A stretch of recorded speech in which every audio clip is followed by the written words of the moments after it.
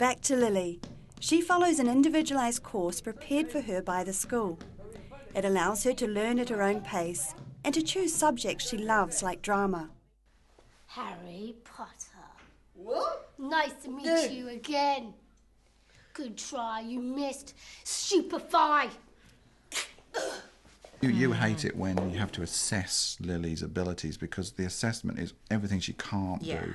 And the same with all of them. It's always assessing what they can't do and what they need help with, which we've always tried to be very positive about what they can do. Come on, guys, roll the boat. Lily's thrived at school, but it's become tougher since she's reached her teenage years. Something's wrong with the boat. Ah! Teenage time is where perhaps the Down syndrome becomes more difficult socially, say. So Lily was mainstreamed at primary school and very well accepted. And then as you hit teenage years, things get more difficult. The sort of peer pressure to the other kids seems to get sort of almost worse at teenage years. So often you find it's good until they're teenagers, and then by the time they're late teenagers, they're very good at including other kids with disabilities, but teenage can be quite difficult. The doctor can't be here right now because he's doing pregnancy test. You were doing a great job in there. Why do you think you're so good at acting? I'm only good at acting because I watch heaps of TV, I watch heaps of Harry Potters, so that way I can be good. Hello, Lily. Hi, let's go. Let's go. Lily leads a full sporting and social life. She hankers for everything her peers have and do. You got it. Lily talks of a medical career or becoming a performer. What do you see yourself doing in the future? I see me making a movie, probably going to the Grammy Awards. I like looking after people because my dad's a doctor and I feel like maybe I should help a lot. And I wish I could be a doctor, but my mum told me no, because doctors work really hard and they're supposed to read well and I can't. So I try. It's really difficult. But I do want to be a doctor because I have been watching this TV program called Scrubs and my favourite character is Dr. Cox. And I just found out that he's got a child with Down syndrome. Hey, what's this? Hey. There's no question the Harpers have their hands full, and these children are lucky to have Paul and Angela as parents. Their journey is far from over, but they're committed to giving these kids the very best. We reckon you're a star, Lily. She certainly held court while we were in Palmerston North. Work is underway in New Zealand to improve the reliability and safety for prenatal screening for Down syndrome. Paul Harper, the dad you've just been watching, is also the chairperson of the Advisory Committee for Antenatal Screening for Down syndrome.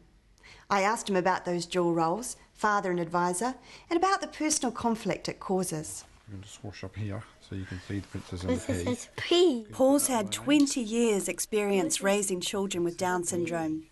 He's been on the prenatal screening committee for just over a year. It was quite a difficult decision, really, because having children with Down syndrome, it's quite a difficult area, and I find it a very complicated area.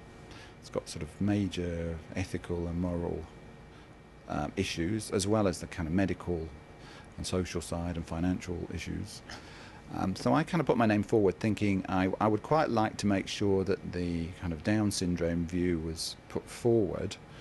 And also I've got a background in sort of laboratory medicine, so I knew what the tests involved and what it meant to do all the screening tests.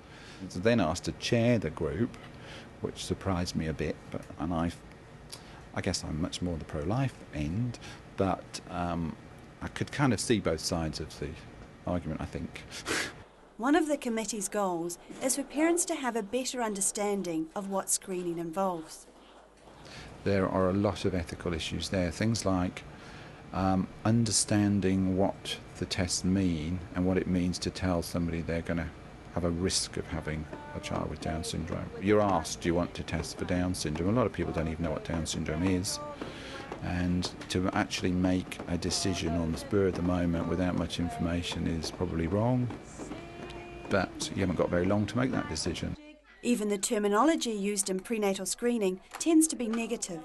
When you have prenatal screening, you'll be told your risk of having a child with Down syndrome. They use the term risk. A lot of people prefer the term chance because they think risk is very negative. But you'd be told, say your chance, and suppose your chance was 1 in 200 of having a child with Down syndrome, you'd be told you're at high risk. That means for 200 women with those results, one of them has a child with Down syndrome, the other 199 have got normal children. They'd all go for an amniocentesis. Now, 2 of those women will lose their baby because there's a 1% loss with amniocentesis. Now, I find that quite a difficult concept that you're going to lose 2 normal babies to find 1 baby with Down syndrome. That's quite a difficult ethical concept. A major concern with the proposed new screening is that it will reduce the number of babies born with Down syndrome. Every country that's introduced a screening program has led to a reduction in the incidence of Down syndrome. If there were fewer people with Down syndrome, support and resources could be affected. Less people with Down syndrome might affect sort of special needs units in places like schools. It would alter the mix of especially learning difficulties. I used to be incredibly sort of pro-life and very much against any kind of termination, especially for something like Down syndrome, until I've sort of seen what happens to some families. There's some families where they have a child with a disability, it kind of destroys the family and can destroy the marriage, and then you've got to start thinking, well, this is much harder. And somebody like Isaac's parents, they were, they're a nice young couple, they're young professionals, they're likeable people, and they had planned their family, and then suddenly they're faced with this child with Down syndrome that they weren't expecting, and it destroyed them. I mean, you could see, we met them, and these were a destroyed couple, and part of me felt they'd have been better off not having him, they would have been better off having a termination. It's hard to say that because Isaac's my little boy and he's very cute, but part of me felt that they would have been better off if they'd made that decision. And actually, I think people would have accepted them more. That's almost the sad thing, really, is that if they'd had a termination, they'd probably have had a lot of support from families saying, we understand why you terminated a child with disability. But when they gave away their child, nobody understood them. Lily knows all about the screening committee her dad's on, and she's got her own opinion. If she couldn't look after the child, give it to someone else that really loves the child. That's what I think. Like what your parents have done? Yes. Yeah.